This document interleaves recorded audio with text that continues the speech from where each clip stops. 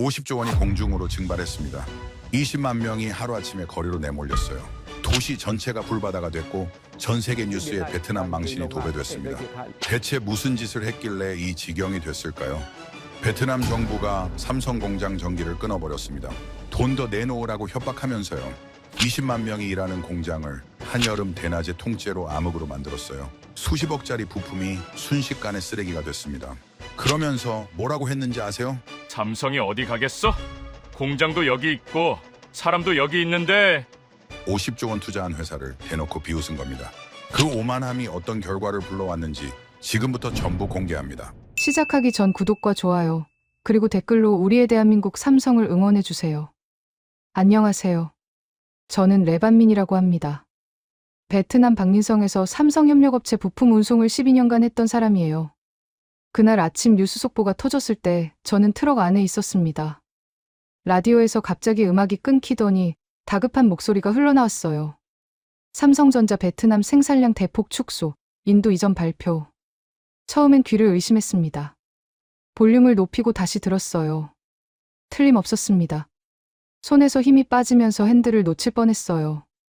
공장 방향으로 차를 몰았는데 도로 상황이 심상치 않더군요. 평소 같으면 한산한 새벽 시간인데 차들이 미친 듯이 달리고 있었습니다. 경적 소리가 끊이지 않았어요. 다들 저처럼 뉴스를 들은 게 분명했습니다. 공포에 질린 사람들이 공장으로 몰려가고 있었던 거예요.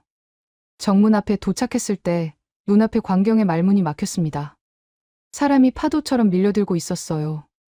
수천 명이 이미 모여 있었고 사방에서 계속 사람들이 쏟아져 나오고 있었습니다. 정상 출근 시간도 아닌데 이 인파라니.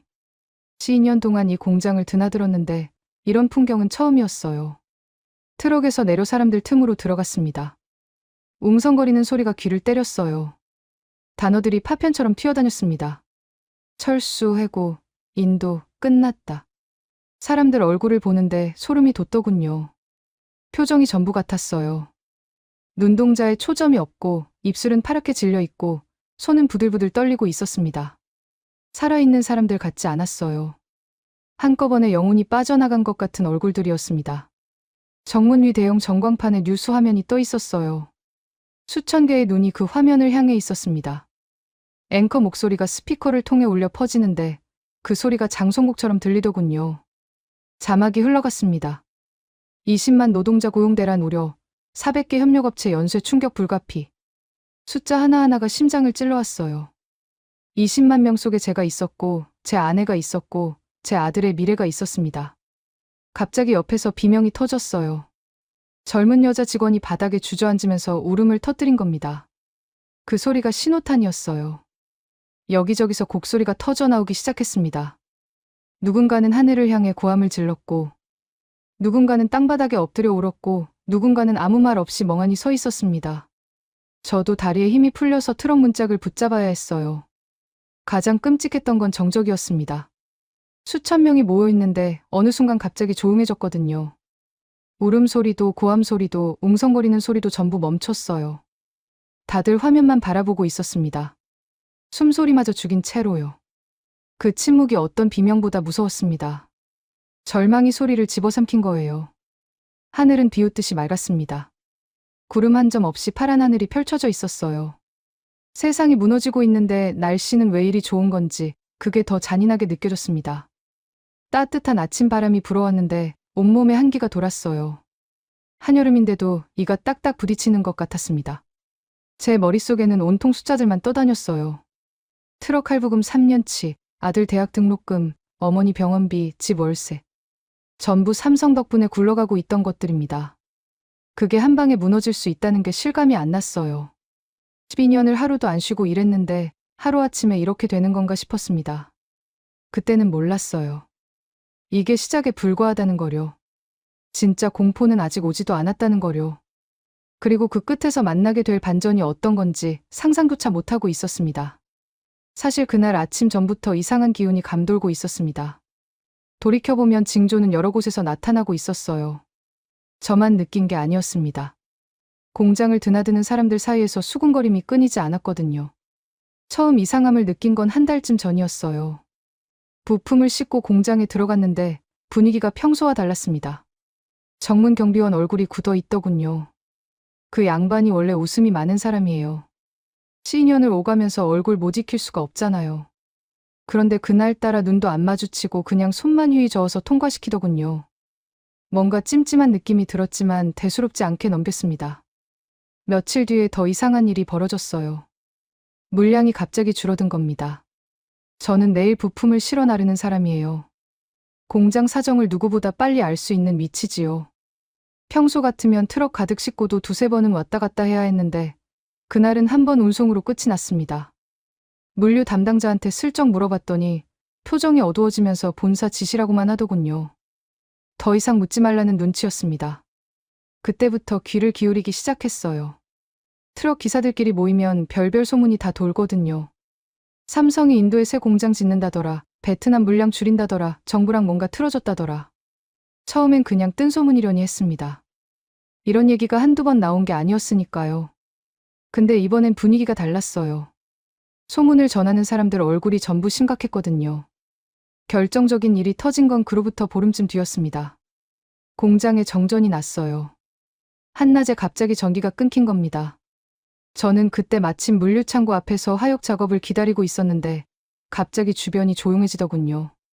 기계 돌아가는 소리가 뚝 끊겼어요. 처음엔 순간 정전인 줄 알았습니다. 베트남이 전력 사정이 좋은 편이 아니라서 가끔 그런 일이 있거든요. 근데 1시간이 지나도 전기가 안 들어왔어요. 2시간, 3시간이 지나도 마찬가지였습니다. 공장 안에서 사람들이 쏟아져 나오기 시작하더군요. 얼굴들이 전부 땀에 젖어 있었어요. 클린룸이라는 데가 온도 유지가 안 되면 난리가 난다고 들었거든요. 거기서 만드는 부품들이 전부 못 쓰게 된다면서 엔지니어들이 뛰어다니고 있었습니다. 저녁이 다 돼서야 전기가 들어왔어요. 그날 생산분이 전부 폐기됐다는 얘기가 돌더군요. 수십억 원어치가 쓰레기가 됐다고 했습니다. 사고였을 거라고 다들 생각했어요. 저도 그랬고요. 운이 나빴구나 그러려니 했습니다. 근데 이틀 뒤에 또 끊겼어요. 이번엔 4시간이 넘게 전기가 안 들어왔습니다. 사람들 사이에서 술렁임이 커지기 시작했어요. 이게 단순한 사고가 아니라는 얘기가 돌았거든요. 삼성 공장만 골라서 끊긴다는 거였습니다. 바로 옆에 있는 다른 공장은 멀쩡히 돌아가고 있었으니까요. 트럭 기사들 사이에서 무서운 소문이 돌기 시작했어요. 정부에서 일부러 전기를 끊는다는 거였습니다. 삼성한테 압박을 넣는 거라고요. 처음엔 믿기 어려웠어요. 아무리 그래도 정부가 그런 짓을 하겠냐 싶었거든요. 삼성이 이 나라에서 차지하는 게 얼마인데요. 수출의 20% 이상을 책임지는 회사잖아요. 근데 사흘 뒤에 3번째 정전이 났을 때 저도 확신이 들었습니다. 우연치고는 너무 정확하게 삼성만 당하고 있었거든요. 물류창고에서 같이 대기하던 기사형이 휴대폰을 보여줬어요. 인터넷에 녹취록 같은 게 돌고 있더군요. 정부 관료가 했다는 말이 적혀 있었습니다. 삼성이 어디 가겠냐, 공장도 여기 있고 사람도 여기 있는데 뭘 걱정하냐. 그 문장을 읽는 순간 온몸에 소름이 돋았어요. 50조 원을 투자한 회사를 이렇게 우습게 본다고요. 20만 명 먹여 살리는 회사를 호구 취급한다고요. 손이 떨리기 시작했습니다. 분노 때문인지 공포 때문인지 모르겠더군요. 저는 한국 사람들이랑 12년을 일했어요. 그분들 성격 잘 압니다.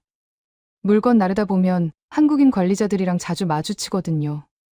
처음엔 좀 차갑다고 느꼈는데 알고 보니 그게 아니었어요. 약속에 목숨을 거는 분들이더군요. 한번 정한 건 무조건 지키고 상대방한테도 똑같이 요구하는 스타일이었습니다. 그래서 약속을 어기는 걸 제일 싫어해요. 신뢰가 무너지면 관계도 끝입니다. 저도 한번 봤거든요. 납품업체가 불량품을 몰래 섞어서 납품했다가 걸린 적이 있었어요. 그 업체 사장이 무릎 꿇고 빌었는데도 계약이 끊겼습니다. 2번 다시 거래 안 하더군요. 그런 분들한테 정부가 뭘 한 거예요? 약속을 깼잖아요. 세금 감면해주기로 한 걸 뒤집었다면서요. 그것도 모자라서 전기로 협박을 하고 대놓고 비웃기까지 했어요. 저는 이불 속에서 몸을 웅크렸습니다. 불안해서 잠이 안 오더군요. 삼성이 화나면 어떻게 되지? 설마 진짜 떠나진 않겠지. 그래도 혹시 생각이 꼬리에 꼬리를 물었어요. 아내한테는 말 안 했습니다. 괜히 걱정시키기 싫었거든요. 근데 속으로는 계속 불안했어요. 한국 사람들이 신뢰가 무너졌을 때 얼마나 냉정해지는지 저는 12년 동안 그걸 직접 봐왔으니까요. 그리고 그 불안이 현실이 됐습니다. 며칠 뒤 그 발표가 터진 거예요. 최악의 악몽이 눈앞에서 펼쳐지고 있었습니다. 공장 앞에 서서 멍하니 하늘을 올려다보다가 문득 12년 전 일이 떠올랐습니다. 제가 처음 삼성이란 회사를 알게 된 날이요. 그때 저는 31살이었어요. 트럭 한 대 없이 남의 차 조수석에 앉아 짐이나 나르던 시절이었습니다. 고향은 베트남 북쪽 산골이에요. 논농사 짓는 집안에서 태어났지요. 어릴 때부터 가난이 뭔지 뼈저리게 알았습니다. 비 오면 지붕에서 물이 새서 온 가족이 한쪽 구석에 몰려 앉아 있어야 했어요.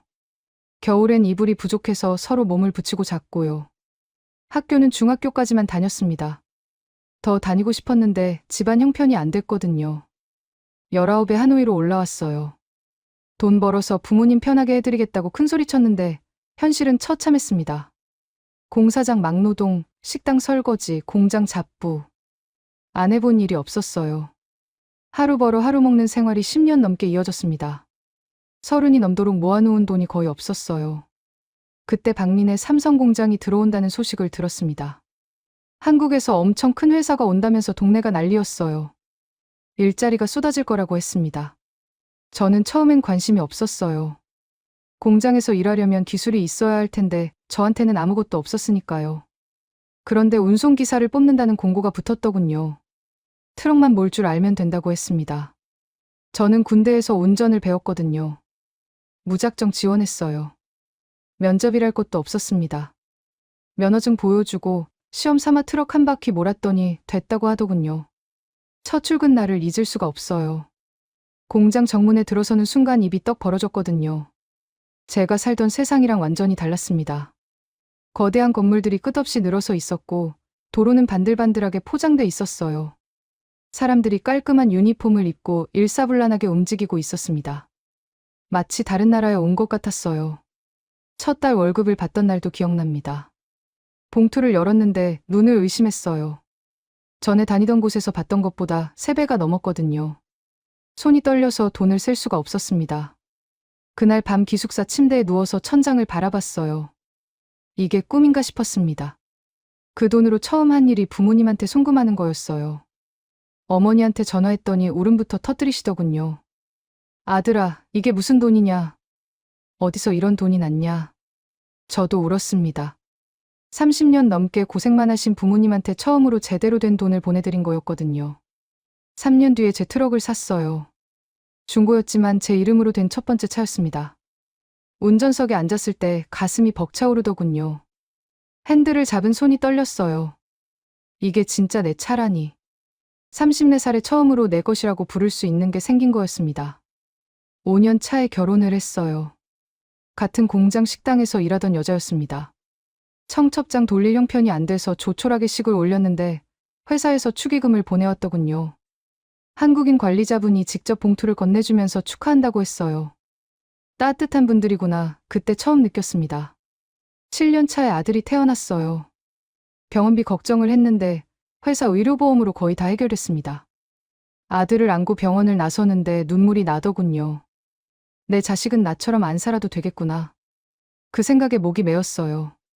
10년 차에 작은 집을 샀습니다. 대출을 많이 끼긴 했지만 어쨌든 내 이름으로 된 집이에요. 현관문을 열고 들어가던 날 그 자리에 서서 한참을 울었습니다. 산골에서 지붕 새는 집에 살던 애가 남의 집 조수석에 앉아 짐이나 나르던 놈이 40 넘어서 자기 집이 생겼어요. 이게 다 어디서 온 거겠어요. 삼성 아니었으면 상상도 못할 일이었습니다. 12년 동안 삼성이 제게 준 건 월급만이 아니었어요. 존엄이었습니다. 가난해도 노력하면 뭔가 될 수 있다는 희망. 열심히 살면 보상받을 수 있다는 믿음. 내 자식은 나보다 나은 삶을 살 수 있다는 확신. 그게 삼성이 준 선물이었어요. 근데 그 모든 게 하루아침에 무너질 수 있다니요. 공장 앞에 서서 멍하니 생각했습니다.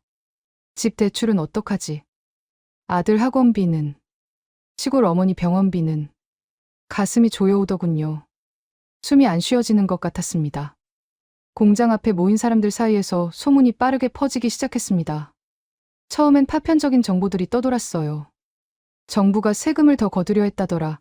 약속을 어겼다더라. 삼성을 압박했다더라. 조각조각 흩어진 얘기들이었는데 시간이 지나면서 퍼즐이 맞춰지기 시작했습니다. 진실은 생각보다 충격적이었어요. 베트남 정부가 삼성한테 한 짓을 알게 됐을 때 저는 분노로 몸이 떨렸습니다. 시작은 세금이었다고 합니다. 삼성이 베트남에 처음 들어올 때 정부가 약속한 게 있었어요. 일정 기간 동안 세금을 깎아주겠다고 했거든요. 그래야 투자할 맛이 나니까요. 삼성은 그 약속을 믿고 50조 원을 쏟아부었습니다. 공장 짓고 사람 뽑고 기술 들여오고 협력업체 키웠어요. 덕분에 베트남 경제가 얼마나 컸는지 몰라요. 그런데 정권이 바뀌면서 분위기가 달라졌다더군요. 새 정부가 예전 약속을 안 지키겠다고 나온 거예요. 세금 감면 뒤집고 거기에 추가로 수천억 원을 더 내놓으라고 요구했다고 합니다. 이미 투자할 거 다 해놓은 상황에서요. 이건 완전히 사기나 다름없잖아요. 더 기가 막힌 건 협박이었습니다. 삼성이 거부하니까 정부가 전기를 끊었어요. 제가 직접 본 그 정전들이 우연이 아니었던 겁니다. 일부러 끄는 거였어요. 20만 명이 일하는 공장을 통째로 먹통으로 만들어버린 거예요. 수십억짜리 부품이 폐기되는 걸 지켜보면서 항복하라고 압박한 겁니다. 그것도 모자라서 비웃었다고 해요. 삼성이 어디 가겠냐고요. 공장도 사람도 다 여기 있는데 설마 이걸 버리고 떠나겠냐고요. 50조 원 투자해놓고 손절할 배짱이 있겠냐고 코웃음을 쳤다는 겁니다. 그 얘기를 듣는 순간 피가 거꾸로 솟는 것 같았어요. 은혜를 원수로 갚아도 이렇게 갚을 수가 있나요? 삼성이 베트남한테 뭘 해줬는데요. 일자리 20만 개를 만들었어요. 협력업체만 수백 개예요. 수출의 20%를 책임졌어요. 도로도 깔고 전기도 끌어오고 병원도 세웠습니다. 박린이라는 도시가 삼성 덕분에 큰 거잖아요. 근데 그 회사한테 돈 더 내놓으라고 협박하고 전기 끊어서 압박하고 비웃기까지 했어요. 사람이 이럴 수가 있나 싶었습니다. 정부라는 데가 이렇게까지 나올 수 있나 싶었어요. 주변 사람들도 똑같은 심정이었습니다. 분노가 들끓기 시작했어요. 처음엔 삼성한테 화가 났던 사람들도 진실을 알고 나니까 방향이 바뀌더군요. 삼성이 떠나고 싶어서 떠나는 게 아니잖아요. 50조 원을 쏟아붓고 그걸 버리고 싶은 회사가 어디 있겠어요. 떠밀린 거였습니다. 정부가 밀어낸 거예요. 한 가지 더 충격적인 얘기가 있었어요. 정부가 삼성을 그렇게 깔본 이유 말입니다. 한국 기업이라서 그랬다는 거예요. 미국 기업이나 일본 기업한테는 그렇게 못한다더군요. 건드리면 본국 정부가 나서서 난리를 치니까요. 근데 한국은 만만해 보였나 봐요. 작은 나라, 영향력 없는 나라, 어차피 별 수 없을 거라고 생각한 거예요. 그래서 함부로 대한 겁니다. 한국 기업이니까 협박해도 되고, 한국 기업이니까 약속 어겨도 되고, 한국 기업이니까 비웃어도 된다고 생각한 거예요. 그 얘기를 듣는데 너무 화가 나더군요. 저는 한국 사람들이랑 12년을 일했거든요. 그분들이 얼마나 대단한 사람들인지 압니다. 세계 어디 내놔도 꿀리지 않는 사람들이에요. 기술력도 뛰어나고 성실하고 약속을 목숨처럼 지키는 분들이에요. 그런 분들을 만만하게 봤다고요. 큰 코 다칠 줄도 모르고요. 저는 속으로 생각했습니다. 이거 큰일 나겠구나. 한국 사람들 성격에 이런 모욕을 참을 리가 없거든요. 뭔가 단단히 각오해야 할 거라고 느꼈어요. 과연 그 예감이 맞았습니다. 삼성이 발표한 게 바로 그 대답이었거든요. 인도로 이전한다. 베트남에서 손 뗀다. 비웃었으니까 그 대가를 치러라. 말로 한 게 아니라 행동으로 보여준 거였어요. 정부가 생각한 대로 되지 않았습니다. 삼성이 어디 가겠냐고요. 갔어요.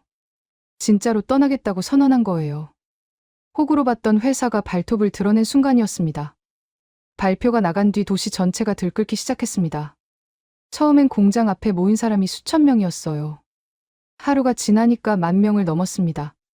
사흘째 되는 날엔 수만 명이 거리로 쏟아졌어요. 박린만 그런 게 아니었습니다. 타이응우엔, 호찌민, 하노이, 삼성 공장이 있는 도시마다 사람들이 들고 일어났습니다. 저도 거기 있었어요. 가만히 있을 수가 없었거든요. 트럭을 공장 근처에 세워두고 시위대 틈으로 들어갔습니다. 함성이 하늘을 찌르더군요. 일자리를 지켜달라, 가족을 굶기지 말라, 정부가 책임져라. 목이 터져라 소리를 질렀어요. 그렇게라도 안 하면 미칠 것 같았거든요. 군중 속에서 별별 사람을 다 만났습니다. 공장 라인에서 일하는 젊은 직원들, 협력업체 사장님들, 식당이나 숙소를 운영하는 자영업자들, 심지어 삼성이랑 직접 관계없는 사람들도 나와 있었어요. 삼성이 무너지면 도시 전체가 무너진다는 걸 다들 알고 있었거든요. 처음 며칠은 평화로운 시위였습니다. 구호 외치고 피켓 들고 행진하고. 그런데 시간이 지나면서 분위기가 험악해지기 시작했어요. 정부가 아무런 반응을 안 했거든요. 사과도 없고 대책도 없고 입만 꾹 다물고 있으니까 사람들 분노가 폭발한 겁니다. 어느 날 저녁이었어요. 해가 지고 나니까 분위기가 확 달라지더군요. 누군가 돌을 던졌습니다. 경찰 바리케이드를 향해서요. 그게 신호탄이었어요. 여기저기서 물건이 날아가기 시작했습니다. 경찰이 진압을 시작했어요. 방패 들고 밀고 들어왔습니다. 최루탄이 터졌어요. 눈이 따갑고 숨을 쉴 수가 없었습니다. 저는 군중 속에서 이리저리 밀려다녔어요. 어디가 어딘지 분간이 안 되더군요. 비명소리가 사방에서 들렸습니다. 누가 넘어지고 누가 밟히고 아수라장이 따로 없었어요. 겨우 빠져나와서 트럭으로 돌아왔는데 온몸이 땀에 젖어 있었습니다. 손이 부들부들 떨리더군요. 다음날 뉴스를 보니까 전국에서 시위가 벌어지고 있었어요. 규모가 점점 커지고 있었습니다. 정부 청사 앞으로 행진하는 인파가 수십 킬로미터에 걸쳐 이어졌다더군요. 항공사진으로 찍은 걸 봤는데 개미떼가 움직이는 것 같았어요. 그 수많은 점 하나하나가 전부 사람이라는 게 믿기지 않았습니다. 시위대 구호가 바뀌기 시작했어요. 처음엔 삼성을 떠나보내지 말라는 내용이었는데 진실이 퍼지면서 방향이 바뀌었습니다. 정부가 책임져라. 삼성한테 왜 그랬냐. 욕심이 나라를 망쳤다. 분노의 화살이 정부를 향하기 시작한 거예요. 녹취록이 퍼진 게 결정적이었습니다. 정부 관료가 삼성 어디 가겠냐고 비웃은 그 녹취록요. 그게 인터넷에 풀리면서 사람들이 완전히 폭발했어요. 그 한마디가 모든 걸 망쳤다는 걸 다들 깨달은 거예요. 50조 원 투자받아 놓고 뭘 더 바라냐고, 은혜도 모르는 정부라고 욕설이 섞인 구호가 터져나왔습니다. 외신 기자들이 몰려왔습니다. 카메라가 시위 현장을 비췄어요. 전 세계로 베트남 상황이 생중계되기 시작했습니다. 길거리 인터뷰를 하더군요. 기자가 한 시위 참가자한테 물었어요. 왜 여기 나왔냐고요? 그 사람 대답이 가슴에 박혔습니다. 저는 삼성에서 15년을 일했습니다. 제 인생 전부를 바쳤어요. 근데 정부 욕심 때문에 모든 게 무너지고 있어요. 저만 그런 게 아닙니다. 20만 명이 똑같은 처지예요. 우리가 뭘 잘못했는데 이런 일을 당해야 하냐고요. 말하다가 그 사람이 울음을 터뜨렸어요. 저도 눈물이 나더군요. 남의 일 같지가 않았거든요. 저도 똑같은 처지였으니까요. 시위가 일주일을 넘기면서 곳곳에서 충돌이 벌어졌습니다. 다친 사람이 속출했어요. 구급차 사이렌 소리가 밤새도록 끊이지 않았습니다. 도시 전체가 전쟁터 같았어요. 아비규환이 따로 없었습니다. 저는 매일 현장에 나갔습니다. 트럭은 세워두고요. 운송할 물건도 없었거든요. 공장이 사실상 멈춰버렸으니까요. 거리에서 사람들과 함께 서 있었어요. 소리 지르고 행진하고 밤이 되면 집에 돌아왔습니다. 아내는 걱정이 가득한 눈으로 저를 바라봤어요. 아무 말도 안 했지만 그 눈빛이 말하고 있었습니다. 조심하라고요. 다치지 말라고요. 시위가 점점 격해지면서 저도 불안해지기 시작했습니다. 이렇게 싸워봤자 뭐가 달라지나 싶었어요.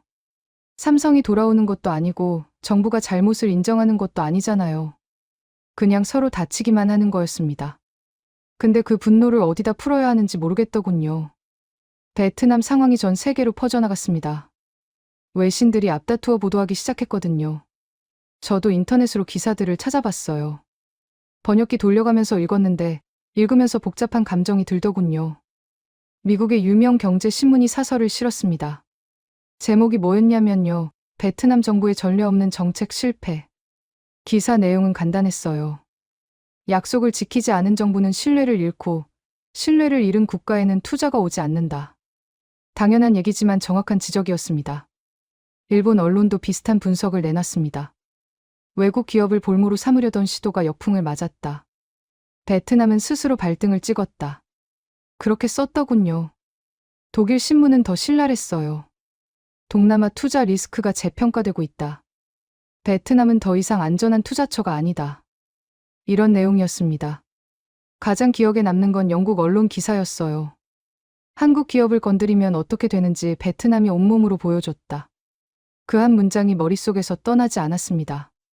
세계가 베트남을 비웃고 있었어요. 손가락질하고 있었습니다. 한편으로는 통쾌했습니다. 정부가 잘못한 거잖아요. 세계가 그걸 알아준 거잖아요. 우리만 억울한 게 아니라는 걸 확인한 느낌이었어요. 근데 다른 한편으로는 슬펐습니다. 어쨌든 제 나라거든요. 국제 무대에서 망신을 당하고 있잖아요. 외국 사람들이 베트남을 깔보게 된 거잖아요. 그게 자랑스러운 일은 아니었습니다. 미국의 어느 유명 대학 교수가 방송에 나와서 한 말이 있어요. 삼성의 결정은 정치적 보복이 아니라 리스크 관리입니다. 기업은 예측 가능한 환경을 원하는데 베트남 정부가 그 환경을 스스로 파괴했어요. 진행자가 물었습니다. 다른 기업들도 같은 선택을 할 거냐고요.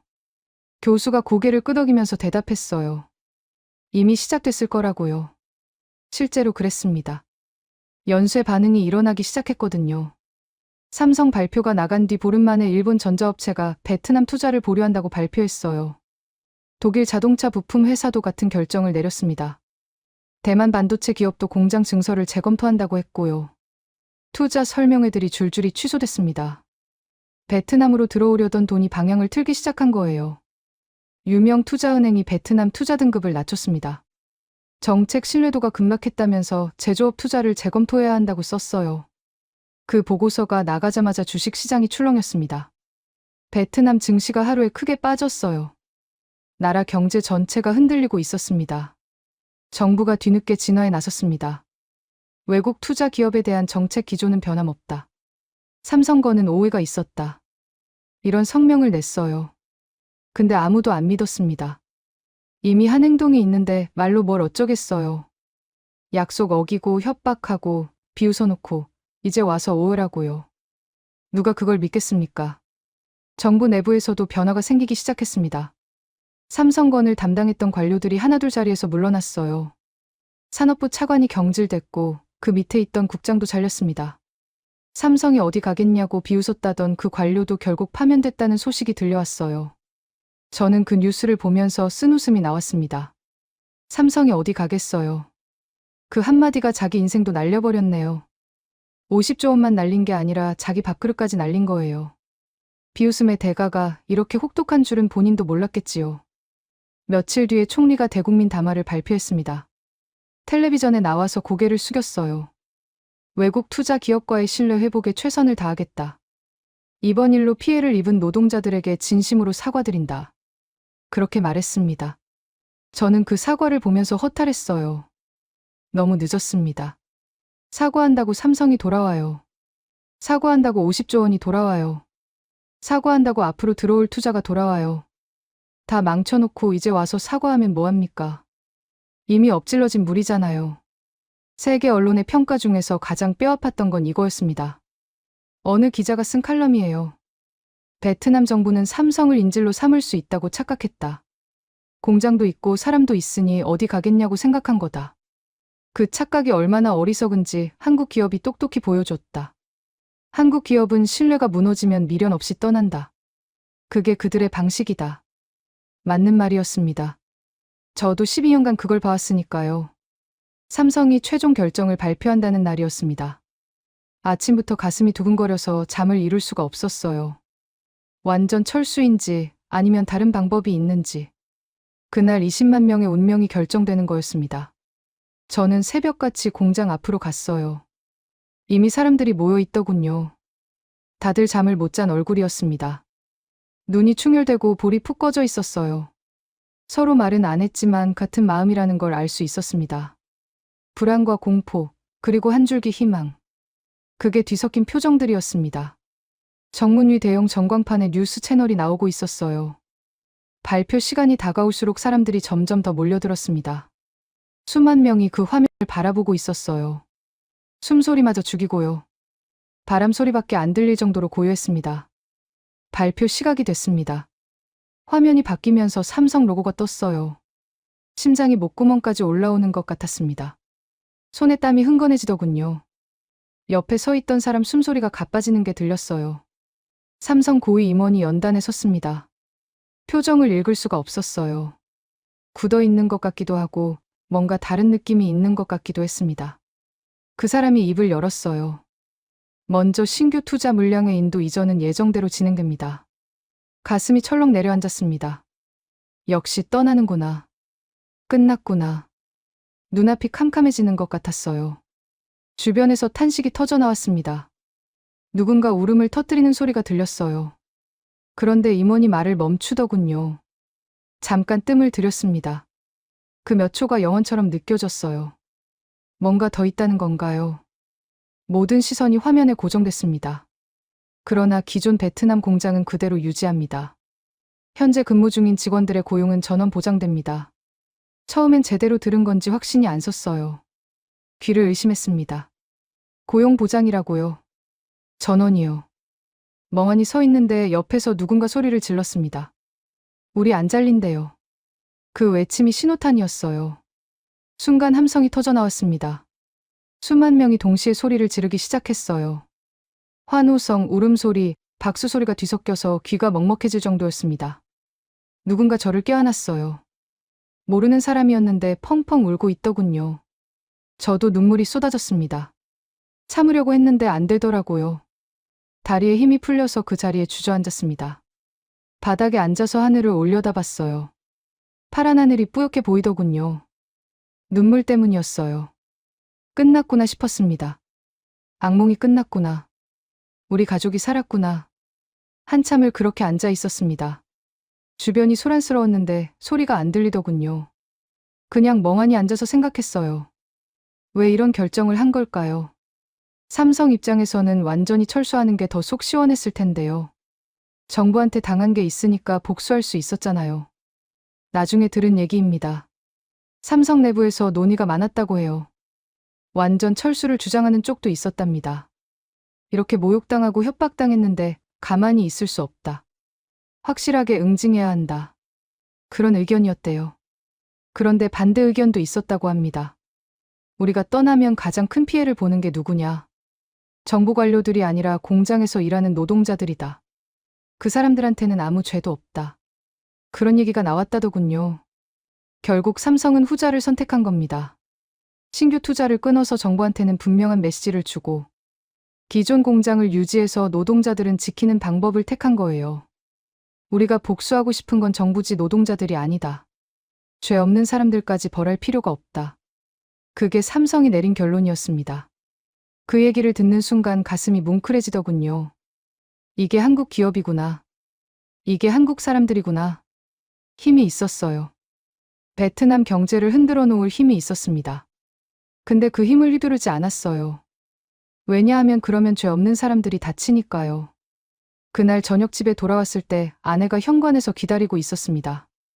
텔레비전으로 발표를 봤나 봐요. 눈이 벌겋게 부어 있더군요. 서로 말없이 껴안았습니다. 한참을 그렇게 있었어요.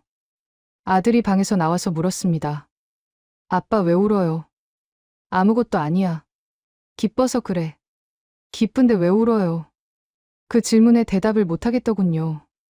어른들 세계는 그런 거라고 말해줘야 하나. 그냥 웃었습니다. 발표가 나간 뒤 도시 분위기가 완전히 달라졌습니다. 불안에 떨던 사람들이 다시 웃기 시작했어요. 거리에서 시위하던 사람들이 하나둘 흩어졌습니다. 함성이 잦아들고 도로가 다시 뚫렸어요. 며칠 전까지만 해도 전쟁터 같던 도시가 조금씩 평온을 찾아갔습니다. 공장도 다시 돌아가기 시작했어요. 기계 소리가 울려 퍼지고 트럭들이 오가고 사람들이 바쁘게 움직였습니다. 저도 다시 운송 일을 시작했어요. 핸들을 잡는 손에 힘이 들어가더군요. 이 일을 계속할 수 있구나. 가족을 먹여 살릴 수 있구나. 그 생각에 가슴이 벅찼습니다. 고용보장 공지가 게시판에 붙었을 때 사람들이 그 앞에서 사진을 찍더군요. 눈물 흘리는 사람들도 있었어요. 기쁨의 눈물이었습니다. 저도 그 공지를 보면서 한참을 서 있었어요. 글자 하나하나가 눈에 박히더군요. 기존 인력 전원 고용 유지. 이 문장이 20만 명의 인생을 살린 겁니다. 집에 돌아와서 아내한테 모든 얘기를 했어요. 삼성이 왜 이런 결정을 했는지, 내부에서 어떤 논의가 있었는지. 아내가 한참 동안 말이 없더니 이렇게 말하더군요. 한국 사람들 대단하다고요. 저도 고개를 끄덕였습니다. 복수할 수 있었는데 안 한 거잖아요. 그게 진짜 대단한 거라고요. 맞는 말이었습니다. 진짜 강한 건 상대를 짓밟는 게 아니에요. 힘이 있어도 함부로 쓰지 않는 겁니다. 특히 힘없는 사람들한테는요. 삼성이 보여준 게 바로 그거였어요. 베트남 정부는 비싼 수업료를 냈습니다. 수천억 원 더 뜯으려다가 50조 원을 날렸어요. 앞으로 들어올 투자까지 합치면 손실이 어마어마합니다. 국제사회에서 신뢰도 잃었고요. 외국 기업들이 베트남 투자를 꺼릴 수도 있어요. 그게 다 욕심 때문에 생긴 일입니다. 반면에 한국은요. 세계가 다시 보기 시작했습니다. 한국 기업을 함부로 대하면 안 되는구나. 저 사람들은 신뢰를 목숨처럼 여기는구나. 그리고 힘이 있어도 약자한테 휘두르지 않는구나. 그런 평가가 나왔어요. 품격 있는 나라라는 얘기가 여기저기서 들려왔습니다. 저는 한국이라는 나라에 대해 다시 생각하게 됐습니다. 12년 동안 한국 사람들과 일하면서 느낀 게 있어요. 그분들은 약속을 정말 중요하게 여깁니다. 한번 약속하면 반드시 지키고 상대도 그러기를 기대하지요. 그래서 약속을 어기는 사람을 가장 싫어해요. 신뢰가 무너지면 관계도 끝입니다. 근데 이번에 새롭게 알게 된 것도 있어요. 한국 사람들은 힘이 있어도 함부로 쓰지 않는다는 거였습니다. 적어도 삼성은 그랬어요. 베트남 정부한테 당한 게 있으니까 복수할 수 있었잖아요. 완전히 철수해서 경제를 망가뜨릴 수 있었어요. 근데 안 했습니다. 왜냐하면 힘없는 노동자들이 피해를 보니까요. 그게 품격이에요. 힘이 있는 건 대단한 게 아닙니다. 누구나 힘을 가질 수 있으니까요. 돈 많으면 힘이 생기고 권력 있으면 힘이 생기지요. 근데 그 힘을 어떻게 쓰느냐가 중요한 거예요. 약자를 보호하는 데 쓰면 품격이 되고 약자를 짓밟는 데 쓰면 폭력이 되는 겁니다. 삼성은 품격을 선택했어요. 지금 저는 여전히 삼성 부품을 실어 나르고 있습니다. 발표 전이랑 똑같이요. 새벽에 일어나서 트럭 몰고 공장 가고 부품 싣고 창고로 옮기고 저녁에 집에 돌아옵니다. 예전만큼 물량이 많지는 않아요. 신규 투자가 인도로 갔으니까요. 그래도 감사합니다. 일이 있다는 것만으로도 감사해요. 가족을 먹여 살릴 수 있다는 것만으로도 다행입니다. 아들한테 이 얘기를 해줬어요. 한국 사람들이 어떤 결정을 했는지, 왜 그랬는지. 아들이 고개를 갸웃거리면서 물었습니다. 그럼 삼성이 착한 거예요? 저는 잠깐 생각하다가 대답했어요. 착한 게 아니라 품격 있는 거라고요. 힘이 있는데도 나쁘게 안 쓰는 거라고요. 아들이 이해했는지 모르겠지만 고개를 끄덕이더군요. 창밖을 보면 당린 시내가 내려다 보입니다. 이 도시는 삼성 덕분에 컸어요. 그리고 삼성 덕분에 살아남았습니다. 정부가 망쳐놓은 걸 삼성이 수습해준 거예요. 저는 그 은혜를 평생 잊지 못할 것 같습니다. 한국이라는 나라가 대단합니다. 멀리서 와서 공장 세우고 일자리 만들고 사람들한테 기회를 줬어요. 저 같은 상골 출신한테 인생을 바꿀 기회를 줬습니다. 그리고 위기가 왔을 때도 끝까지 책임지는 모습을 보여줬어요. 그게 진짜 강한 나라의 모습이라고 저는 생각합니다. 힘으로 이긴 게 아니에요. 품격으로 이긴 겁니다. 오늘 사연은 여기까지입니다. 복수 대신 품격을 지킨 삼성, 베트남 노동자들의 스토리 어떠셨나요? 사연의 주인공에게 응원의 댓글을 남겨주세요. 지금까지 감동정거장에서 사연 전해드렸습니다. 사연이 마음에 드셨다면 좋아요와 구독 부탁드립니다. 시청해주셔서 감사합니다.